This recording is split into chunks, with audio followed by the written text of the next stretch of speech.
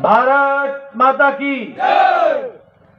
आज के सभा में मेरे साथ उपस्थित यहाँ के बहुत ही यशस्वी मुख्यमंत्री श्री मानिक शाह जी, हमारे उप मुख्यमंत्री श्री जिष्णुदेव बर्मन जी, हमारे पूर्व में मुख्यमंत्री रहे और हमारे वरिष्ठ साथी श्री विप्लव देव जी, जो बहादुर जी, जो यहाँ के राजा रहे, उसी तरीके से फनी भूषण जी, हमारे स्वतंत्रता सेनानी, शांति भूषी, हमारे स्वतंत्रता सेनानी, जिन्होंने त्रिपुरा की और देश की रक्षा के लिए अपने आप को, अपना अस्तित्व समाप्त करके ये लड़ाई लड़ी, ऐसे लोगों को, ऐसे वीर लोगों को मैं नमन करता हूं और उनसे आशीर्वाद प्राप्त करता हूं। मैं यहां सभी जनजाति नेताओं का भी आदर समेत उनको भी मैं नमन करता हूं। यह त्रिपुरा की भूमि जो विभिन्न जनजातियों से, लगभग 19 समुदायों से, 19 जनजातियों से त्रिपुरा प्रदेश एक तरीके से खुशहाल आगे बढ़ने वाला, अपनी आकांक्षाओं को पूरा करते हुए आगे बढ़ने का, पहले विप्लव देव जी और मानिक शाह जी के नेतृत्व में यह प्रदेश आगे बढ़ने के लिए जो आगे बढ़ा है, ऐसे पवित्र भूमि को जहां मैं नमन करता हूं, वहीं मैं जनजातीय समुदाय को भी नमन करता हूं और आशीर्वाद लेकर के अपनी बात को प्रारंभ करता हूं।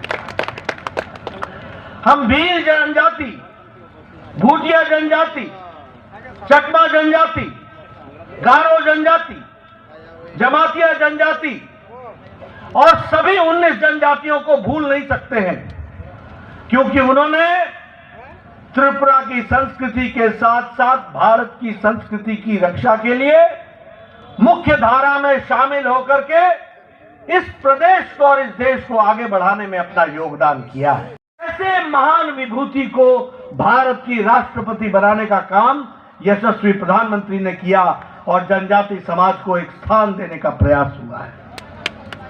उसी तरीके से मैं जब जनजाति समुदाय के साथियों से मिल रहा हूं, तो मैं ये गौरव के साथ कह सकता हूं कि पहली बार भारत सरकार में इतना ज्यादा प्रतिनिधित्व सरकार में जनजाति समाज को दिया तो नरेंद्र मोदी जी ने दिया। आज एनडीए की सरकार में 8 ट्राइबल मिनिस्टर हैं और त्रिपुरा में 5 मंत्री ट्राइबल हैं और वह जनजाति समाज को रिप्रेजेंट करते हैं। ये आपको मैं इसलिए बता रहा हूं क्योंकि हमने जनजाति समाज को भारत की मुख्य धारा का पार्ट माना, अंश माना।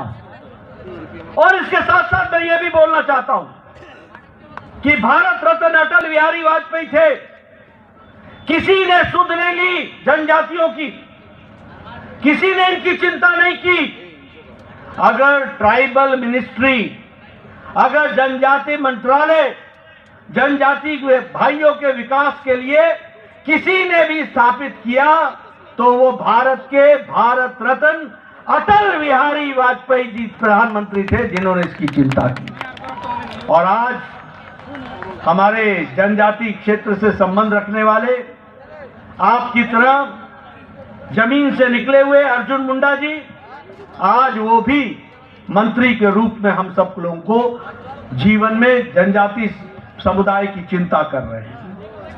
आज राष्ट्रीय tribal institute, national institute for tribals, इसकी स्थापना 75 साल बाद हुई है। यानी 75 साल में किसी सरकार को यह नहीं लगा कि नेशनल ट्राइबल इंस्टीट्यूट खुलना चाहिए।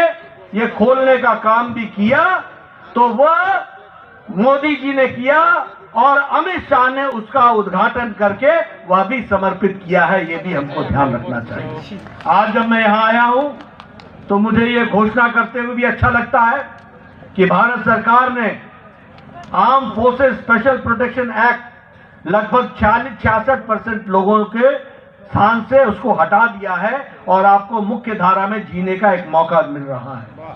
उसी तरीके से 27 सेंटर ट्राइबल रिसर्च सेंटर के खोले गए हैं, जिसमें से 50% सेंटर ऑफ एक्सेलेंस है, वो विकास की कहानी कहते हैं। उसी तरीके से अगर हम देखें तो आज जनजाति भाइयों पर जो सीपीएम की सरकार में वायलेंस होता था, आज हम कह सकते हैं कि वह आक्रमण और वो वायलेंस, वो जो आपके ऊपर अत्याचार होता था, वह विप्लव देव की पूर्व सरकार में और माणिक शाह जी के नेतृत्व में अब समाप्त हो गया है। अब आप शांति से जी सकते हैं, इस तरीके की व्यवस्था की गई। इसी तरीके से वामपंथियों के द्वारा जो गुंडागर्दी चलती थी, आप लोगों को तंग किया जाता था, उसको भी समाप्त करने का काम इस सरकार ने किया है।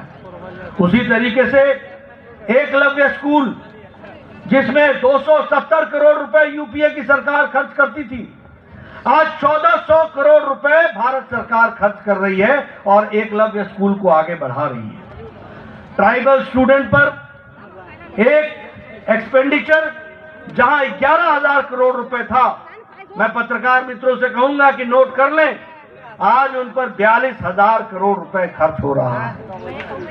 अगर मैं स्कॉलरशिप की बात करूं तो जनजातीय भाइयों को 970 करोड़ रुपए का स्कॉलरशिप मिलता था, आज 2,500 करोड़ रुपए का स्कॉलरशिप मिल रहा है। जनजातीय उपयोजना जो 21,000 करोड़ की थी, वो आज 86,000 करोड़ रुपए हो गई है।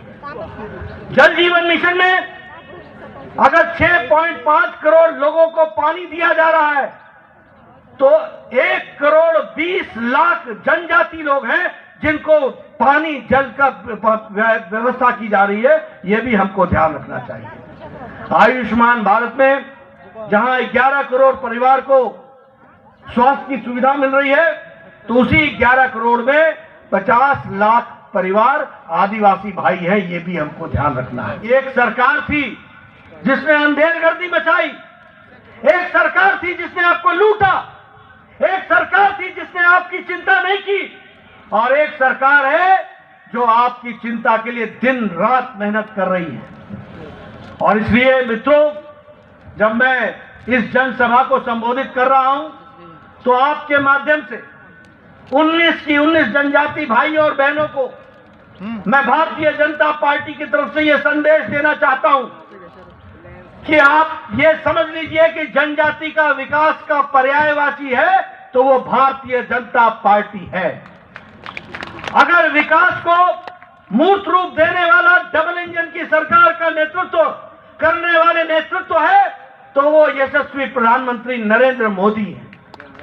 और उसी तरीके से यहां पर आपको डबल इंजन सरकार की प्रसाद को आप तक पहुंचाने का काम अगर कोई कर रहा है, तो माणिक शाह, राजीव भट्टाचार्य, जिष्णुदेव, विप्लव देव और ये तमाम मंच पर बैठे हुए लोग आप तक उसको पहुंचाने का काम कर रहे हैं। इस बात को भी हमको ध्यान में रखना चाहिए।